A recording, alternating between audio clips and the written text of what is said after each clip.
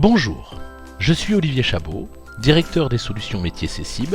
Toujours dans le cadre de l'automatisation des procédures des cabinets d'avocats, nous nous retrouvons aujourd'hui pour la troisième étape qui suit la création du document par fusion. Donc nous allons maintenant voir le résultat à travers le dossier. À travers votre page d'accueil, vous pouvez accéder au dossier de façon rapide sans avoir besoin de faire une recherche à travers la tuile dossier récent. Donc quand vous arrivez ici dans le dossier, vous avez ici sur la partie gauche l'ensemble des onglets correspondant à votre dossier.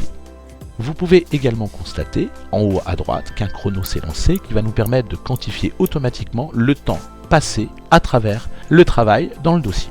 Vous avez donc dans l'onglet parties l'ensemble des parties en présence dans votre dossier. Vous avez ensuite ici l'onglet agenda qui nous permet de retrouver la date de l'entretien préalable de licenciement économique fixé au jeudi 5 août 2021.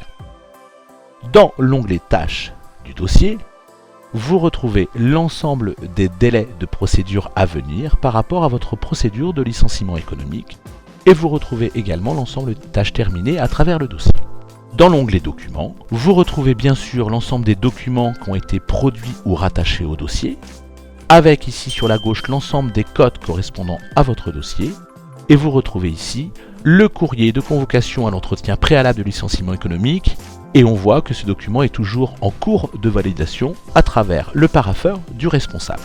Vous avez ensuite ici l'onglet Informations complémentaires qui va nous permettre de compléter notre dossier par rapport à notre procédure de licenciement économique. Donc vous retrouvez ici l'ensemble des catégories proposées par le logiciel Cessib Neo et qui sont complètement paramétrables.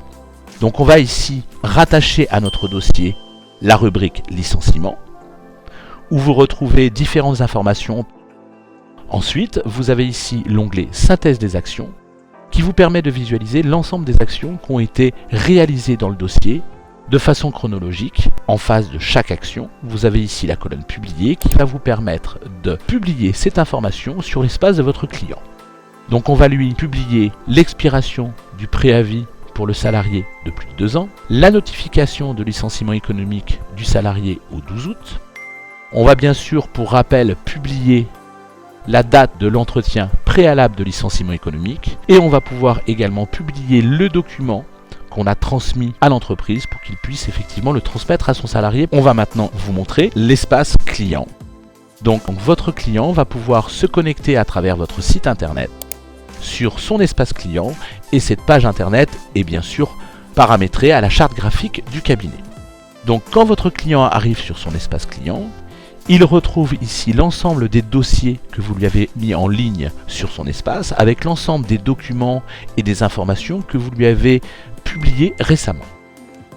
Il va pouvoir bien sûr accéder à son dossier JPA Charpentier et dans son dossier, il va pouvoir ici aller visualiser d'abord le document de convocation entretien préalable de licenciement économique qu'il va pouvoir visualiser à travers son espace client.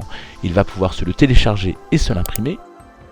Il va pouvoir également ici dans l'onglet Agenda avoir la date de l'entretien préalable de licenciement économique à respecter et bien sûr il retrouvera ici l'ensemble des tâches qui ont été paramétrées par rapport à la procédure de licenciement économique.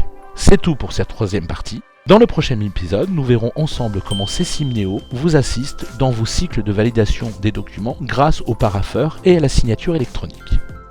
Merci et à bientôt.